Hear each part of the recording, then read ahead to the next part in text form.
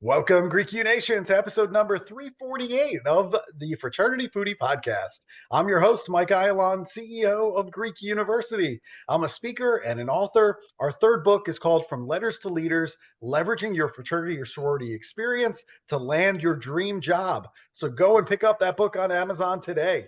We call these episodes the Fraternity Foodie Podcast because there is nothing like great food to bring college students together.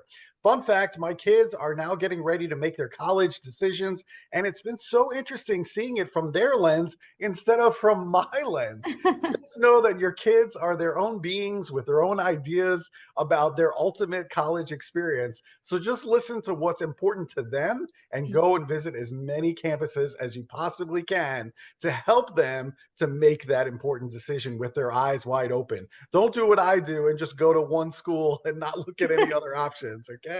That's going to bring us to our next guest. Dr. Cynthia Colon has been working to help families navigate the college admission process since 2003.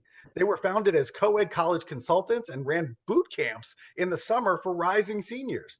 Then in 2017, after the launch of her book, it's called Tips, Tales, and Truths for Teens, the company was reestablished as Dr. Cynthia Colon Inc. And since 2017, they've worked with families of all educational and socio-economic backgrounds to help their teens successfully access competitive four-year institutions. Welcome to the show, Cynthia. Wow, what an introduction. That's amazing. Thank you so much. It's so great to be with you, Michael. And I love your story about your kids and the college process. Thank you so much. It's been so interesting going through it with them. I didn't really know what to expect, but you know what? I feel like with great resources like you out there, I think that we can do this. We can do this thing together. I mean, come on, let's do it. I mean, you've got the books, you've got Be Committed, Get Admitted. I mean, you've got so much great resources out there to share with our students who are listening right now. So I really can't wait to get to all of this. I love it. I love talking about this stuff. I love it. Let's do it. So you were the oldest child of an immigrant mother. What was your childhood like? Well, so I grew up with, I was the only child for 9 years, which was great. But I had a mom and a dad who, believe it or not, so my mom was one of 12 and she got married very young. My mom and dad married at like the age of 20. But by the age of like 25 or 26, they purchased a home in a neighborhood, which was pretty amazing. And I think she was the first or the second in her family to purchase a home. So I grew up in a home in Bellflower, California, a little town. And later on, I had my, two sisters came later on. So I wasn't the princess anymore. I was sort of the apple of dad's eye for a long time. And I just had parents who wanted to, first of all, they did not speak Spanish in the home. They did not want me to have that accent. They didn't want that to prevent me from any opportunities at school. So I didn't learn Spanish until I was much older. And even still now, entiendo más puedo hablar. I can understand much more than I can speak it. Yeah. So they were very encouraging in as many ways as they could be, but they didn't know everything there was to know about all the opportunities I could have as a child. Yeah. I wonder, do you wish that your parents spoke to you in Spanish, or do you don't really think about that? I do. I mean, now being, an adult, it would be nice. And I live in LA, so it would be nice to be able to speak it fluently. I spent some time in Spain as an adult in the summer for several weeks. And I remember my friends my new friends in Spain, they said, if you could just stay here for another 3 months, you'd nail it. You'd have it. So I understand the reasoning why. And there are a number of people like me in the same situation that had parents similar. Mm-hmm. So I understand the reason behind why they did what they did. But I do wish I would have learned the language as a kid. Yeah, absolutely. And you were the first in your family to attend college. Your tios and tias, they had taught you how to make frijoles and salsa, but very few had actually gone to college. So how in the world did you get into your dream school of USC? Oh my gosh. So yes, I had 14 tios and tias, and they were lovely for, how to put makeup on and how to do my hair and how to be dolled up and stuff and how to play soccer. But it really came down to my parents were separated by the time I was a senior in high school. And I was nervous about the cost. And so I had long talked about USC. And my mom worked at a bank, and she had met Mr. Raul Vargas at a dinner. And she took his name and number because that's how she rolls. Like, we just meet everybody. She knows your story in 10 seconds. So when it came time, she asked me, Mija, are you, ready to apply? And I was like, Mom, I don't think I'm going to apply to USC. It's so expensive. And she was like, not having it. She was not having it. And she said she got her card out and she called Mr. Vargas and she drove us up the 110 freeway in the brown Oldsmobile. We met with him. He gave me the information I needed. He gave her financial aid information. And it's because of the courage that she had to ask for help and just, say, I don't know the answer, but I'm going to figure this out for my daughter because it's her dream. And so because of my mom, I was, able to get admitted. I'm a proud alum of USC and Columbia University and UCLA. And I was the first in my extended family to get a doctorate degree. Good for you. That is absolutely amazing. I'm also on that doctorate road right now.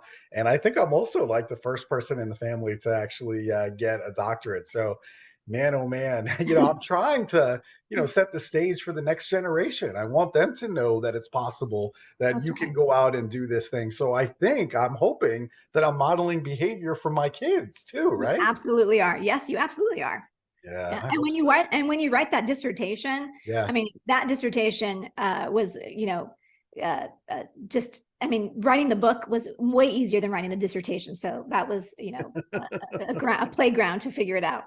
Yeah, I've already written 3 books. I think that is going to be a joke as Yeah, compared to writing the dissertation. That's a whole nother animal that you're dealing with over there. that's right. And you spent time as assistant director at the Office of Admissions for Vassar College. So, what did you learn about admissions in that role that the people who are listening right now might be really surprised about? Oh gosh. So before USC, I didn't travel outside of the state. So USC paid for me to go to some conferences. So I was a leader in the residence halls, similar to, USC, University of Southern California has a huge Greek system. So I did plan an event there. But anyway, I didn't really travel outside of California too much until college. So when I went to Vassar, and my role was I had all of Florida, all of California, half of Texas, North and South Dakota, and Minnesota. Those were my territories, and I had to travel to those states and visit high schools. And I was sort of given a list of high schools I was supposed to visit that was traditional for us to visit. And when I would show up, Michael, to these high schools, I would literally have to say, like, did I make a wrong turn? Did I make a mistake? Like, because it looked like a mini college. So the high schools I was visiting were these very elite private independent schools, by and large, not for all 100%, but I would say 80% of my visits. And so I think for me, it was the first time that I had a very clear view of what it means to have resources, what it means to come from money, just totally different from my background. Now, when I was at USC, I remember I had friends who I clearly had, more come from more money than I did, but this was different. I would walk into a school and they had every AP offered to them known to man. Every student there never questioned if they were ever going to go to college. It was just a matter of when and where, right? 6th graders, 7th graders were learning Mandarin. So that's really when I started to really think about what do public school students need to know. And I started journaling, on the beaches in Miami or, in San Antonio. I would just at night sort of journal and think about that. So that was the biggest lesson for me. Luckily, I was mentored by veteran admission folks from the Ivy League and sister institutions who I would get to see at conferences about 3 times a year. So, but it put reality right in my face. Absolutely. Now, as a parent, I want to know what is the biggest mistake that parents make as their kids start to embark on their college journey? Because I don't want to repeat some mistake you've already seen from another parent. Oh gosh, this is a great question, and so thank you for asking, because every year I get a call without fail about October, in the fall, as college applications are, right, we're in the smack of the middle of it, And there's always a parent who calls and says, oh my gosh, I need your help. Can you help me? And, you know, we go through the motions and I ask her the questions and look at the transcript, and what they are expecting to be able to be admitted to is far different from what the transcript will tell me. So I think every parent knows that they love their child and think their child is the best. So that's not anything, you know, different, but hubris gets in the way. You know, you have great pride, you have a great ego, you think I got this, I can do this, or my kid is like, doesn't need help, or, you know, doesn't need any of these extra things, like they're going to get in. So just overestimating the power of doing it on your own, or what that would mean, and underestimating the competition, because I'm telling you, having been to those private schools, you see what those applicants are going to look like. So you just kind of have to really center yourself and say, okay, I don't have to do this alone. My kid doesn't have to do this alone. Let's get to the counselor's office, whatever you can do, but ask questions, ask for help. Like any adult would tell you, the best way to succeed in anything you want to do is follow a map, a guide, an example of someone who's gone before you. So that's what I would say. Yeah, I like that advice. Really, really good stuff there. Now, there's a really big debate on this particular question. So I couldn't wait to ask you this, but do you believe that college is for everyone? You know, that's a great question, because most people believe that I would say yes, you know, emphatically, like, yes, you have to go to college. And in truth, I don't believe college is for everybody, but I do believe that everyone should have that choice to make for themselves. So I really advocate making sure, like one of the partner schools I have right now, Linwood Unified, their sort of philosophy is that they try to get everybody who's qualified for a four-year institution, you know, here it's the UCs and the Cal States, that they apply to at least one 4-year. So I love that philosophy, because I always tell students, look, you know, at the end of your senior year, your only goal in high school is to make sure that you've got choices at the end of your senior year. So whatever those are, whether those are college choices, great, but there are way more high school teenagers that are perfectly qualified to go to a 4-year college than believe they are. So they just think, oh, if I can't get into USC or to, you know, name a school, UCLA or Georgetown or Rice or, you know, University of Michigan, if they think I can't get in there, they just think to themselves, oh, then I must not be qualified. And there's nearly 3,000 4-year colleges out there. So lots of people are qualified. They just don't apply. Makes sense to me. So now, since 2017, you've worked with all kinds of families, all educational, socioeconomic backgrounds to get into these competitive 4-year institutions. What should every student, what should every parent know about getting into their dream school, whether that be for undergraduate programs or graduate programs? I mean, is there some common denominator that you're going to need in order to get into a dream school? Ooh, so I know your listeners are a lot of college students, so this is good for both. No matter what, a good colleague of mine, good friend of mine, says this, and I totally agree. The first time a college knows about you or hears from you should not be when you apply. Okay. That should not be the first time. So think about all the ways that you can connect. It's just like networking. I mean, you have to make a connection with that institution. So show them that you are going to go on a webinar, or you're going to go visit the campus. You know, you can visit the campus live. Not everybody has the luxury of being able to fly all over the country to do that, but show them some interest. So one of the secrets I tell my private clients is get a separate email that's just for college, all college stuff. So this would be true for graduate programs as well. And then go find who at that college. Let's say you want to apply to Chapman University or Cornell or University of Michigan or whatever school it is. You can find the person who's in charge of your region or your high school, and you can send them an email. So I always say, send them an email.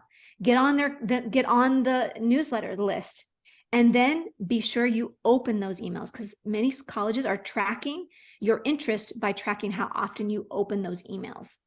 So that's probably a big piece of advice for anyone. Networking, relationship building, showing that you're interested. It's like dating. You know, you just got to show, if you're going to want to get that marriage proposal, you got to show that you're interested too. It's a two-way street. So, Yeah, yeah. that makes total sense. I bet a lot of our listeners right now are surprised, not really realizing just how much technology these colleges are using to track, opens and things like that. But they're tracking all of that stuff. Well, yeah, and it's a business. I mean, we never like to think about education as a business, but college admissions is a business. So the more they can anticipate if you're going to say yes, if you're admitted, that's going to increase their yield rate, which decreases their acceptance rate. Right. So, Yep. Really, really good stuff. I like that a lot. And the other thing that was interesting about you is you actually believe that college admissions will never be fair. What do you mean by that? well, the Supreme Court is going to rule on the affirmative action this year. So it's got me thinking a lot, and with my colleagues as well. So to go back a little bit to the Vassar scenario, very clearly there's an education gap, there's a socioeconomic gap, all those things. I really believe there's an information gap, right? Like if more students, I just had today, was teaching our Dream College Academy to another partner school, Wish Academy. And they were like, wow, like in 3 days, they injected with so much information that it's not that their counselor didn't know or didn't tell them. It's just with everything going on, the bandwidth is only so much. So I believe there's an information gap, number one. And number two, I don't know if this is I don't think it's controversial, but another lesson that my mom would say all the time is, dime con quien andas y te digo quién eres. Tell me who you are and I'll tell you that. Tell me who you hang with and that will tell me who you are. And in American, like, it would be like saying, we are the average of the 5 person we keep closest to us, right? So when I think about life that way as an adult now, I really do think, like, at my high school, most everybody was going to go to the local college or community college or not at all. And probably, I don't know for sure, but probably most of my teachers had also been local, right? I went to a public school. So when you're at a private school, it's just different. Your mentors are different. So I just don't believe we're ever going to have a level playing field, which means it's not fair. The other big issue is early decision. Early decision, schools that have early decision, this could be very controversial. They're admitting and filling 40, 50, 60, sometimes more % of their freshman class in early decision. Most American families cannot afford to blindly say, yes, I'm going to apply. And if I get in, I'm going to sign on the dotted line, whatever financially I get or not. Most people cannot write a check for $80,000 times 4 years. So that, I think, is going to be the next big conversation. I think there's going to be a movement to figure that out, because it's just not fair right now. Yeah. I really love that you brought that up, because I agree with you. My son and I thought it was irresponsible to make that early decision commitment when he was applying for schools, because you're just agreeing to whatever. You have no choice in the matter at that point, and you're committing to $80,000 a year times 4. And that's just not fair, especially for a kid who's really smart, who has great grades, has great standardized test scores, and has options. And so it just doesn't seem fair, the whole system. And I agree with you that there really is an information gap that you're trying to fill. And I think that's really noble that you're doing that work. But I mean, it also brings us to the fact that, we cut out all of these counselors in the high schools. There's not enough counselors. I mean, am I right? No, you're right. In the last I checked, it's like 500, just under 500 to 1 is the counselor to student ratio, or student to counselor ratio, sorry. And in some states, including my own, it's like nearly double that. So really, I'm on a mission to reach 10 million families, teenagers, in the next 5 years. I don't know how I'm going to do that, but just being on your show, anywhere I can just share the knowledge. Because here's the thing, I want to partner with schools and say, let's do the video series. Let's just find a way to get this information. It's not that they don't want to. It's not that counselors, again, it's not that counselors don't want to give you the information. It's just there's just not enough hours in the day. Right. And the problem is, it's in the fall, those counselors need to be tending to the seniors because they are in it. And then in the spring, then they have to turn to the juniors. So those freshmen and sophomores just never, get the information. Jack Canfield gave me a book endorsement, Jack Canfield of Chicken Soup for the Soul. And his quote is basically like, now kids can have the information they need without having to wait for junior year. And I'm like, that's right. That's right. That's exactly right. They shouldn't have to. Nobody should have to wait till junior year to get what they need. We have to do better as a society to offer more counselors than one for every 500 students or 750 students. I mean, there's not enough hours in the day to help all of these kids. I mean, Right. that's really what it boils down to. And there was a day where we had more counselors and it was more reasonable for them to do their job because they weren't 1 to 500 or 1 to 750.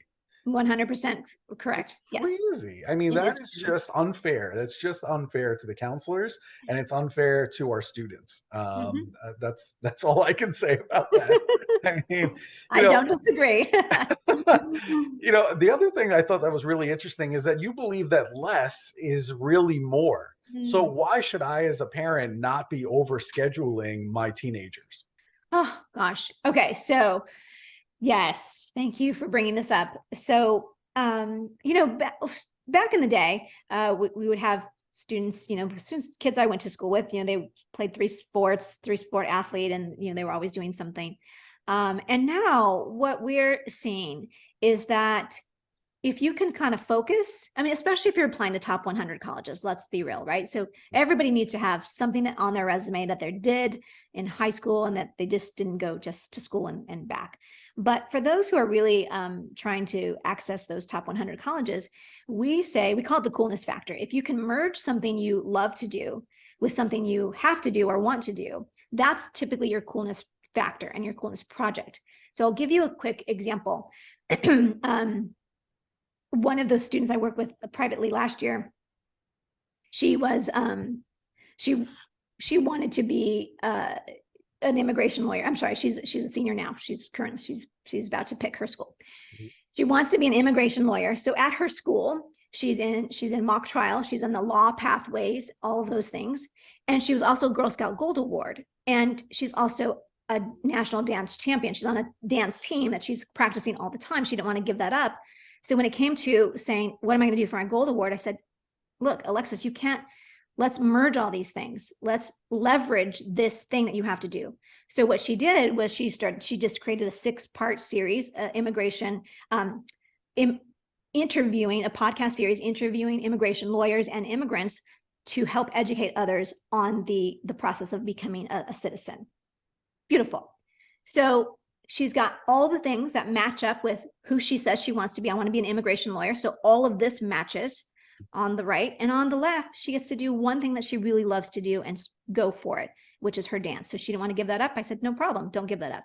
But it's basically, I call those things, there's 2 buckets. There's 2 buckets of things.